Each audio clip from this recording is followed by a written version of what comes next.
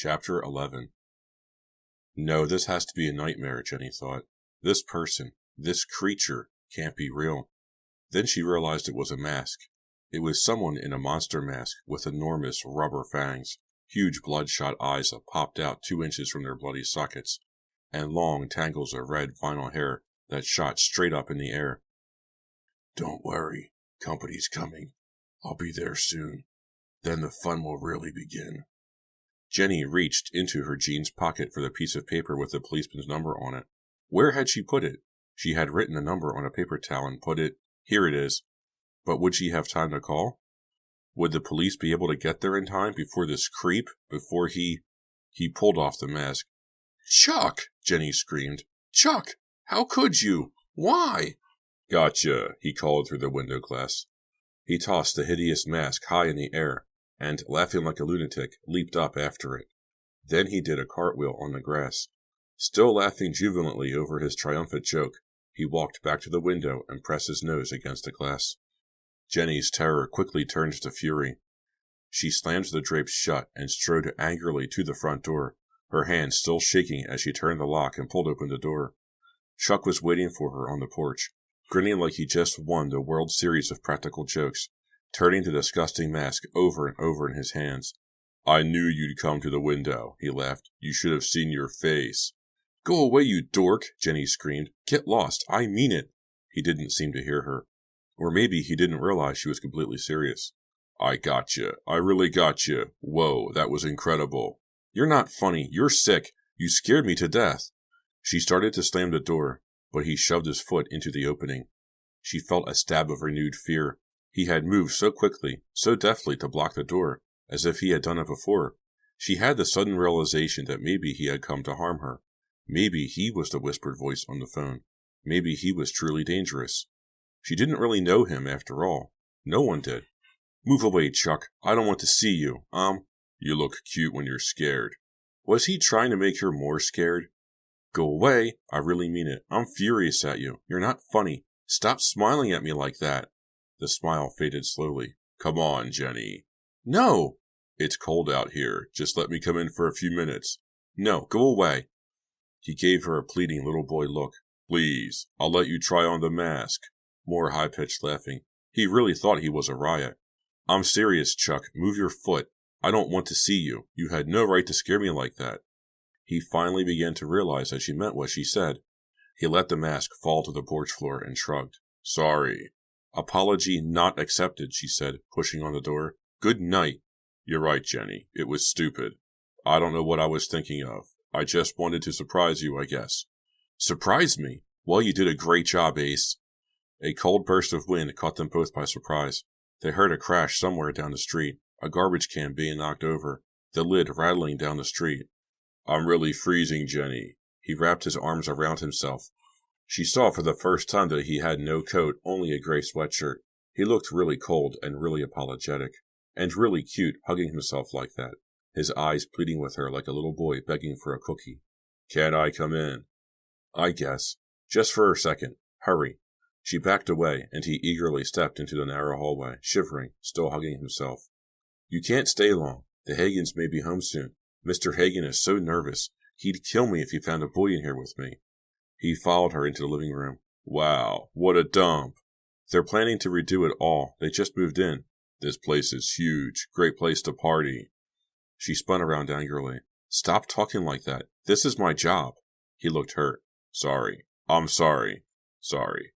She started to say something, but she heard footsteps running down the stairs. Donnie, in his G.I. Joe pajamas, burst into the room, one cheek bright red from where he'd been sleeping on it. "Who's he?" he demanded, pointing at Chuck. "He's my friend, Chuck," Jenny said quickly, giving Chuck an annoyed look. She really didn't want Donnie to know she had a visitor. Donnie was certain to tell his parents. "Hi, Donnie," Chuck said, giving him a big friendly grin. "How'd you know my name?" Donnie asked suspiciously. "Just took a lucky guess," Chuck said, still grinning. Donnie thought that was funny. "Donnie, what are you doing up?" Jenny demanded. Donnie ignored her question. He pointed to the mask in Chuck's hand. "What's that?" "A monster mask." Chuck held it up so he could see it. "Want to try it on?" "Yeah!" Donnie's eyes lit up. "No, Chuck. Donnie's got to go back to bed," Jenny insisted. Aw, come on, Donnie whined, grabbing for the mask. Aw, come on, Chuck repeated, sounding just like him. It'll only take a second. And then Donnie promises to go right back upstairs, don't you, pal? Maybe, Donnie said cautiously. He stood still while Chuck pulled the grotesque rubber mask down over his head. How do I look? Both Jenny and Chuck burst out laughing. He looked so ridiculous, that gigantic head on such a skinny little body. Let me see, Donnie yelled. He went running to the full-length mirror in the front hallway. Don't run, Jenny called after him. Too late. Unable to see through the mask, he tripped over the sofa and fell hard against the mahogany end table. Are you okay? Jenny went running after him, giving Chuck a dirty look for causing all this trouble. I'm okay, Donnie said, pulling himself up quickly and hurrying to the mirror. Kids are made of rubber, Chuck said to Jenny. How do you look? He called to Donnie. Scary, Donnie called back. I'm a monster, and I'm going to eat you. He came charging back into the living room, his arms outstretched. No, don't eat me, don't eat me. Chuck ducked behind the couch. Then when Donnie got near, he rolled over the couch, tumbled across the floor, and hid behind one of the worn, overstuffed armchairs. Grrr! Donnie roared and charged again. He narrowly missed Chuck, who dodged away and ran toward the den, the monster in close pursuit. Chuck! Donnie! Stop it! Donnie has to go to bed. He got me! He got me! Chuck screamed as Donnie leaped onto his back. Look, I'm not being paid to babysit 2 babies, Jenny cried, exasperated. I'm not a baby, Donnie insisted, hurt. Chuck pulled Donnie off him and climbed slowly to his feet. She's right, he told Donnie softly. It's past your bedtime. We'll play again next time. I'll bring the mask if you want.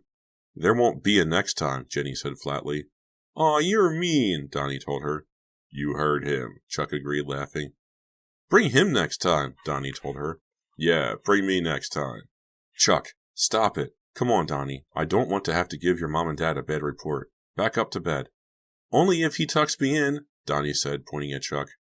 Jenny shrugged and rolled her eyes. Do it, she told Chuck. And no clowning around up there. Tuck him in and come right back down. Aye, aye, Captain, Chuck said, saluting.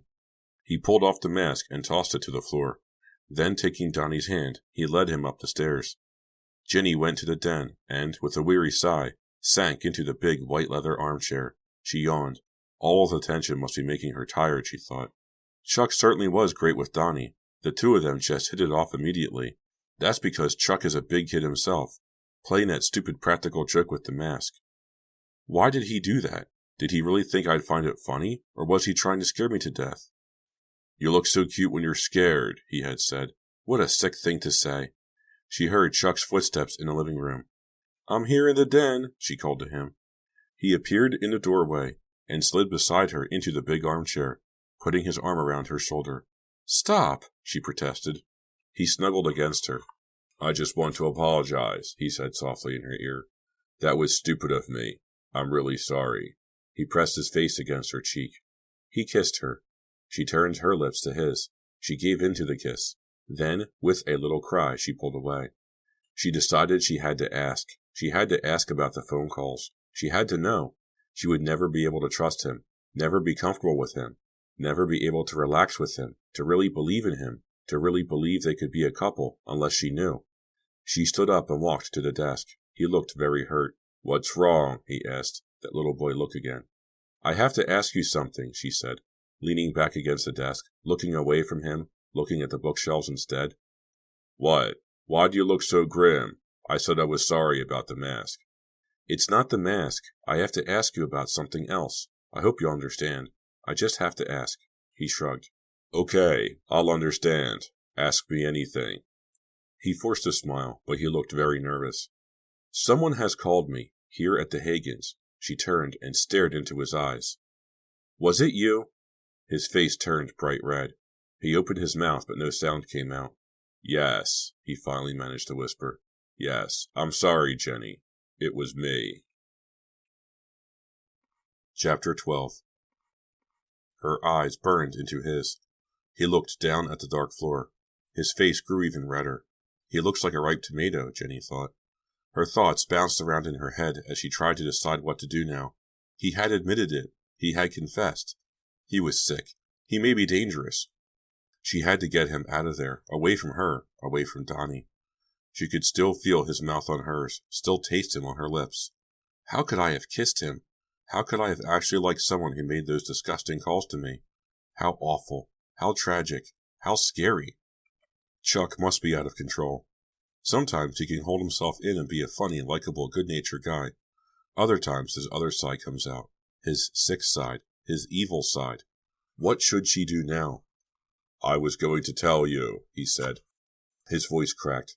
He didn't say any more. He shook his head and stared at the floor. I didn't mean... A loud crash interrupted him. Where'd that come from? He asked quickly, looking up, obviously glad for the interruption. Not upstairs, Jenny said, heading to the doorway. It was more of a prayer than a statement. He jumped to his feet and followed her across the living room. No, it was outside, in the back, I think. I'm going to check upstairs, Jenny said, taking the stairs 2 at a time. Donnie was sleeping peacefully, a stuffed tiger held tightly to his chest. They looked just like Calvin and Hobbes, she thought. She hurried through the other upstairs rooms, not bothering to turn on the lights, hoping against hope that she wouldn't see or hear anything, or anyone. Chuck was right. The crash must have been outside. She hurried downstairs and called to him. He was in the kitchen, looking out the window in the kitchen door. See anything? She asked. No, not a thing. Guess we should forget about it. No, it was a loud crash. I can't ignore it. I'm in charge here. It had to be caused by something. By someone. By I don't know what. Calm down, Jenny. He started to put his hands on her shoulders to comfort her, but she backed away. He immediately remembered why, and his face filled with embarrassment and shame. Okay, let's call the police, he suggested, heading to the wall phone. No, wait. She pulled his hand off the receiver. What if it's nothing? A raccoon in the garbage or something? I don't want the police out. I don't want the Higgins to think I get hysterical and can't handle stupid little things. He shrugged. Okay, then we'll ignore it. She didn't reply. Instead, she walked over to the sink and began searching frantically through the cabinet drawers. Finally, she found what she was looking for, a silver and black flashlight. She tested it. Good and bright, she said, shining it in Chuck's face. He threw up his hands to shield his eyes. What are you doing? Going out to investigate, she said, pulling open the kitchen door. You watch from here. If you see or hear anything wrong, call the police. But Jenny... She was already out the door, following a narrow beam of light from the flashlight toward the garage. The air smelled clean and fresh. She took a deep breath. Someone in a house nearby had a fire going. The dry fragrance of burning cedar invaded her nose, made the air smell warm and sweet. She turned back. Chuck was watching her from the kitchen. Am I safer out here than inside with him? She asked herself sadly. What do I think I'm going to find out here? I already know that the creep who made those horrible, threatening calls is already in the house, watching me from the kitchen. Jenny shivered. Twigs cracked loudly under her feet. The ground felt as hard as rock. She shined the light around the yard, bouncing it along the tall wooden fence at the back. Nothing there. Round piles of leaves looked like craters in the dark. There was no wind now. The trees were still silent onlookers. What was that moving to her left? Just a tall shrub. She took a deep breath and let it out slowly. The evergreen shrub was the same height as a person, but it stood straight and unmoving. Her imagination was playing tricks on her again. She shined the white light onto other shrubs that dotted the yard. No sign of anything wrong. No sign of anything, or anyone. The crash had been loud, and it had been nearby. Maybe it was just a raccoon in a trash can, she told herself. But where was the trash can? She followed a flagstone walk down a slightly sloping incline toward the garage. Hold on a minute. The garage light. Hadn't there been a bright yellow spotlight on the side of the garage when she arrived? It was dark now. No light at all. Maybe she remembered incorrectly. Maybe the spotlight hadn't been on. But if it hadn't, how did she remember one being there? She felt a sudden chill. It was cold out. Cold enough to see her breath, hot and wet in front of her face, misting in the wavering light of the flashlight. She should have put on her jacket. Maybe the spotlight had burned out. That was possible. She heard a scraping sound. Shoes scraping against the hard ground. She raised the flashlight to the side of the garage. She heard the scraping again. Someone coughed. A man. The scraping sound again, coming from the garage. Jenny clicked off the flashlight. Now what? Call out to him? Try to sneak up on him? Run back to the house? She clicked the flashlight back on, illuminating the garage door. The door was open. She could see snow tires hanging on the wall, a few lawn chairs, a small two-wheeler that must be Donnie's. She heard more scraping, boots against concrete, the concrete garage floor. The man coughed again. "Who's there?" She didn't recognize her own voice. She hadn't meant to call out. Her heart was pounding now.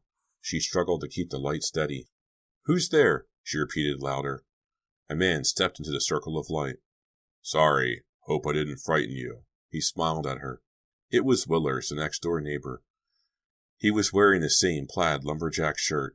He took a few steps toward her, then stopped. "I'm really sorry. You look frightened." "Please don't be. It's only me." His voice was as rough as sandpaper.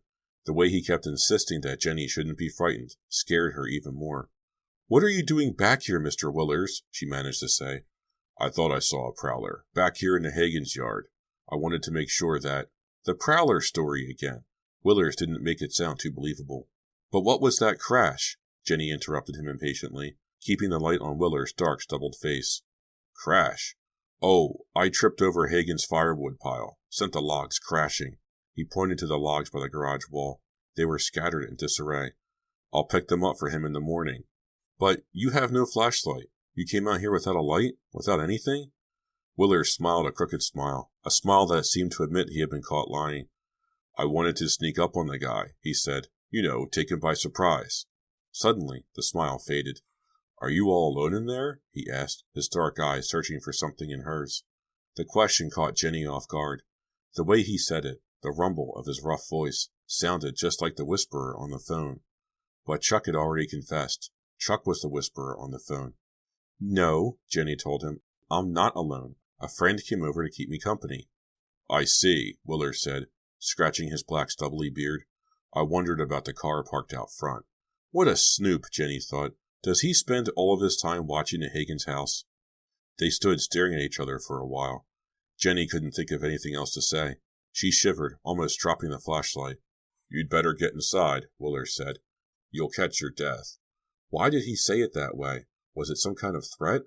"There's no prowler out here," he said. "Maybe I scared him away. Go on, go back in. Sorry I scared you." "Okay," Jenny said. "Night."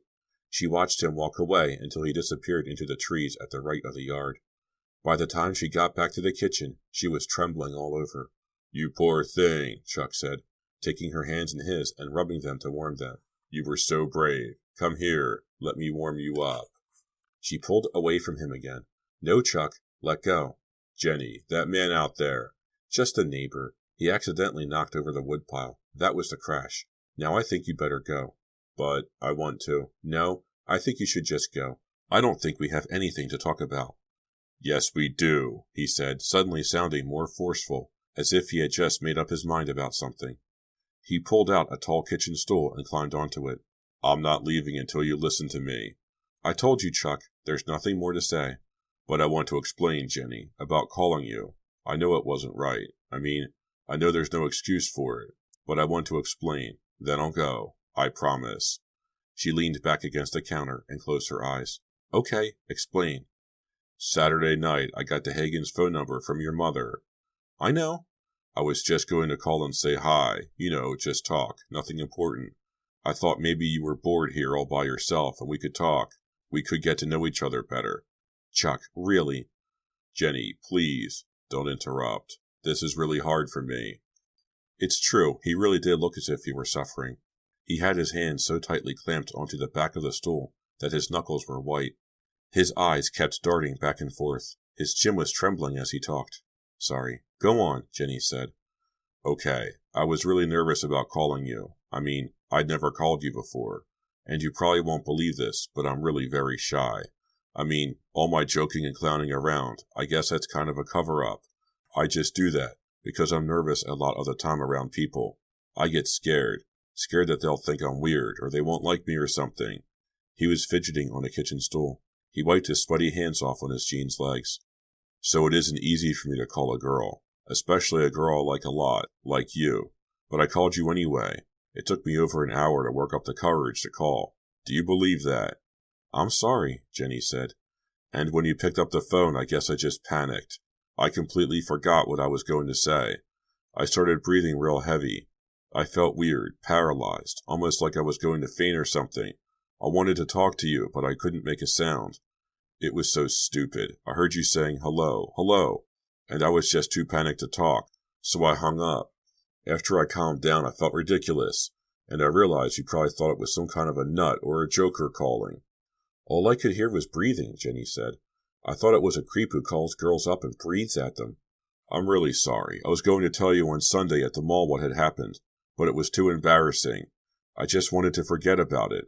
I had such a good time with you. I didn't want to spoil it by telling you what a dopey nerd I am in real life. He wiped his hands again on his jeans legs.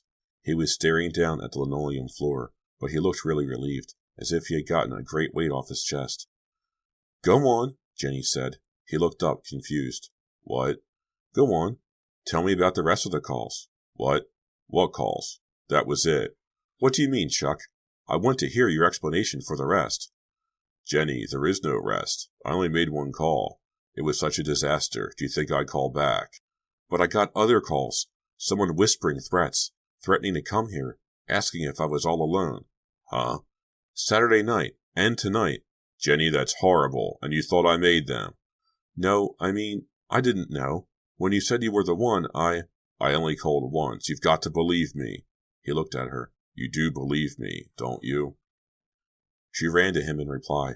She was in his arms. She was returning his kiss. He felt so warm, so good, so safe. Did she believe him? She wanted to. She really wanted to. But she wasn't sure. Chapter 13. 20 minutes later, they were still kissing on the white leather chair in a den when they heard a car door slam. The Hagans, they must be home early, Jenny cried, shoving Chuck off the chair. He looked confused for a second, then realized why Jenny was so panicky. I'm out of here, he cried. Which way? Go out the back. No, the front. Quick, the front. Get out of here, Jenny screamed. Was that the back door opening? If so, the Hagans would be in the hallway in seconds. Could Chuck get out in time? He flew across the living room, pulled open the front door, and vanished without looking back. The door! You left the door open, Jenny called, even though he was already out, already running through the darkness of the leaf-cluttered lawn toward his car. Jenny slammed the front door just as she heard the kitchen door open. She glanced anxiously at the living room, trying to make sure no trace of Chuck had been left behind. A few seconds later, Mr. Hagan came hurrying into the room, followed closely by Mrs. Hagan, who looked very upset and annoyed. You've got to stop doing this, Mike, she said, the tension in her voice revealing that this argument had been steaming for some time. We had no reason to leave the Fishers so early. Jenny is perfectly capable of... Is Donnie okay? Mr. Hagan asked Jenny, ignoring his wife. His cheeks and ears were aflame. His small, steel-colored eyes burned into Jenny's, as if searching for trouble she might be trying to conceal. Fine, Jenny said, her heart still pounding over Chuck's narrow escape. Just fine. Mr. Hagan spun around, grabbed the banister in his big hand, and bounded up the stairs, taking them two at a time despite his limp. Mrs. Hagan shrugged and rolled her eyes. She suddenly looked very tired and old. Jenny didn't know what to say to her. She felt very awkward, and she felt bad that Mr. Hagan still didn't trust her. But then, why should he trust me, she asked herself. I've been in a den making out with Chuck all this time, instead of staying alert and doing my job. Donnie was good tonight, she told Mrs. Hagan, trying to sound calm and normal, as if she didn't notice the Hagans were having a fight. He's a good boy, Mrs. Hagan said, wearily pulling off her coat and draping it over the banister. Mr. Hagan reappeared at the top of the stairs, still looking troubled. Donnie's fine, he told his wife. Of course he is, Mrs. Hagan said, frowning. I'm sick of you and your hunches and bad premonitions, Mike. Donnie's in good hands here. You have no cause for such alarm. Again he ignored her and turned to Jenny. I thought I saw a car out front, parked across the street, he said, leaning heavily on the banister as he descended. Do you know anything about it? No, I don't, Jenny lied. He limped over to the living room window, pushed aside the heavy drapes, and peered out. That's funny. His voice was muffled by the drapes, making him sound far away. I could have sworn it was parked right across the street. Not there now. He stood looking out for a long while. When he returned, he looked at Jenny suspiciously. She wondered if he could read the guilt on her face. You didn't hear any car doors or anything? No, not a sound. I was in the den most of the time. She wasn't a very good liar. Was he staring at her like that because he knew she was lying? You forgot to get Jenny's coat when you were upstairs, Mrs. Higgins said, obvious about trying to change the subject. That's okay, I'll go get it, Jenny said, eager to get going. No, I'll go, Mr. Hagan insisted. He was already halfway up the stairs. He had a bad day, Mrs. Hagan confided to Jenny as soon as he was out of earshot. He's been under a lot of pressure, as I told you. Did everything go okay? Well, actually, Jenny started reluctantly, something kind of strange happened. This neighbor of yours. Shh, he's coming back, Mrs. Hagan whispered. Please, don't trouble him with it tonight. She gave Jenny a pleading look. He handed Jenny her coat and headed back into the living room. I'm going up to bed, Mrs. Hagan said, yawning. She patted Jenny on the shoulder and smiled. Good night. See you Saturday. Wait a minute. What's this? Mr. Hagan cried from the living room, sounding alarmed. Oh no, Jenny thought. Did Chuck leave his jacket? No, he wasn't wearing a jacket. What could it be? She hurried into the living room. Mr. Hagan was holding the rubber monster mask up by the long red plastic hair, its protruding eyeballs flopping around in front of him. Chuck must have left it on the couch. Mr. Hagan looked at her suspiciously. Where'd this come from? Oh, that silly mask, Jenny said, thinking fast, forcing a smile to her face. I brought it for Donnie. I thought maybe he'd think it was funny. The suspicious look didn't leave Mr. Hagan's face. He held the mask up and examined it closely. Funny. I didn't see it when you came in. I had it in my backpack, Jenny said. I'll take it home. She took it out of Mr. Hagan's hands. Donnie didn't really like it. He wasn't scared of it, was he? He asked, a thin smile breaking over his face. No, I don't think so. He just said it was gross, Jenny told him. She hurried to get her backpack and stuffed the mask inside. She didn't want it lying around the next morning. Maybe if he didn't see it, Donnie wouldn't mention to his parents that a boy named Chuck had brought it. Mike, why are you cross-examining Jenny like that? Mrs. Hagan asked from the doorway. He looked up, surprised that she was still downstairs. Was I? Gee, I'm sorry, Jenny. I didn't mean to. I guess I'm a little wound up tonight. That's okay, Jenny said brightly. I'm ready to go now. Driving her home, Mr. Hagan did seem more troubled than usual. He talked non-stop, his thoughts rambling from one subject to another, first talking about Donnie and his schoolwork, then about a treehouse he planned to build for Donnie, then about a dog he'd had when he was Donnie's age and how it had disappeared. When they stopped for a stoplight a few blocks from her home, he finally grew silent. He turned to her with a serious look on his face. There's probably no need to tell you this, he said softly, but I like to make things clear. I have one important rule for our babysitters, and that's no visitors. I know a lot of times babysitters like to invite their friends over to keep them company. I guess some parents allow it, or at least put up with it, but I don't. I just don't think it's a good idea. I want all of your attention on Donnie. I hope you understand. The light had changed, but he didn't move. Why was he saying this now? Did he figure out about Chuck's car parked across the street? About the mask? Could he read her mind? Yeah, sure I do, Jenny said. I understand. She could feel her face getting hot from the guilt she felt. She was glad he couldn't see her blushing in the darkness. He pressed on the gas and the car rolled forward. We had another child, he said, staring straight ahead through the windshield, his face suddenly blank, completely expressionless. Jenny shifted in the seat and stared at him, waiting for him to say more, but he didn't. The words hung in the air. He seemed lost in thought. He stared straight ahead in silence the rest of the way to Jenny's house. Good night, Mr. Hagan, she said, climbing out of the car. He didn't seem to hear her.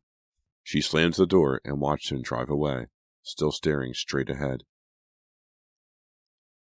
Rotate! Rotate! Mrs. Marks's powerful voice echoed off the tile of the gym walls. Rotate, girls. Your serve, Jenny. God, I hate volleyball, Jenny muttered to Laura as she switched to serve position, the other girls on her team all moving over one place.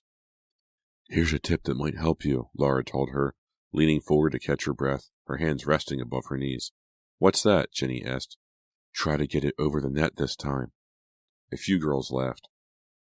Jenny scowled at her friend, brought back her arm, raised the ball, and punched it with all her might. Once again, it sailed into the net. One more try, Miss Marks called, looking on disapprovingly from the side of the net. Get under it, Jenny, get under it.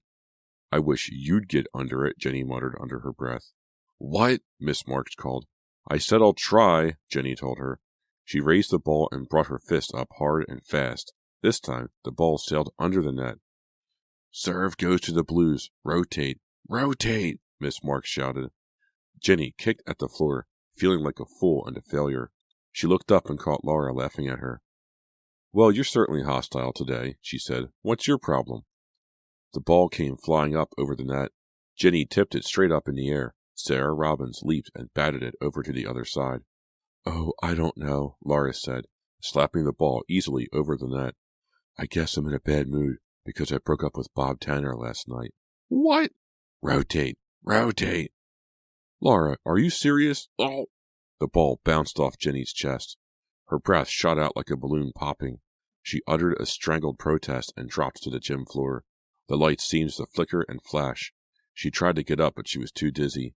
Miss Marks' whistle blew. "Time!" Jenny looked up to see the copper-haired gym instructor leaning over her.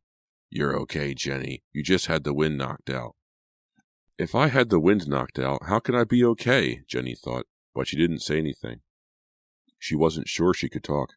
She was still struggling to breathe normally. "Laura, take Jenny to the locker room," Miss Marks instructed, patting Jenny on the back of her t-shirt, then jumping back up and returning to the game. "Rotate! Rotate!"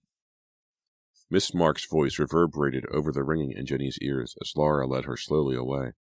"It's okay, I can walk," Jenny said, pulling away from Laura. "Listen, Jen, I'm sorry. That was my fault," Laura said, sweeping her hair off her shoulder. "Whew, is it hot in here or what?" "It was my fault," Jenny said, her voice still thin and shaky. "I should have been watching." "Can you breathe?" "Yeah, I'm fine, really," Jenny said, dropping down onto the wooden bench in front of her gym locker.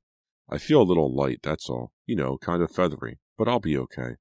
"Want me to sit with you for a while?" "No, really, Laura. You can go back to the game.